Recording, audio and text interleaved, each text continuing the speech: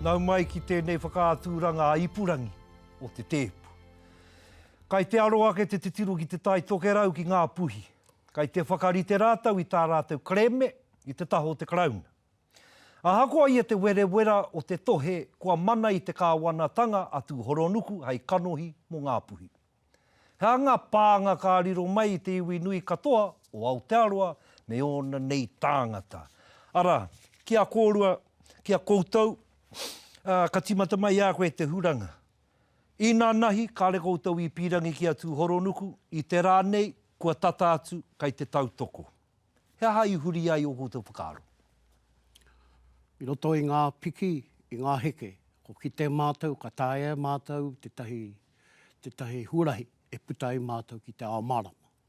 Kia koe, ka haore tino rite ki ngā tūmanako hanga, i tūmanako i hae mai anō te oroko tīmatanga, e pēni ana o mātou whakaaro i tēnei ki wā. Kua e a koutou a wangawanga. Hara i te mea ko tinoia, e nei mā roto i te uru, ki te kaupapa, hei reira haka tika haere ai. Apai. Pita, te kotahitanga o nā hapū, kāre koutou e tautoko ana i atu horonuku, hea hā tā koutou e hihi ana. E meana te kotahitanga tirohia tonu, te pai tawhiti, e ko te mana, te tuatahi, ko te moni, te tuarua. Engari kia tūpato anō mo te pai tata, kei paheke ngā puhi i runga te hiako panana. Hone, te wāhi ki te kāwanatanga, kua huri taku pāte, te wāhi ki te kāwanatanga i roto i enei pātuki-tukihanga, ki o whakaaro, hea taua wāhi, nāna no tēnei raruraru, i weheru ai a ngā puhi. E tikana kia me atua ngā puhi ki te kāwanatanga neke atu. E kaupapa kei te kāinga, mā mātou tērā he wakahaere.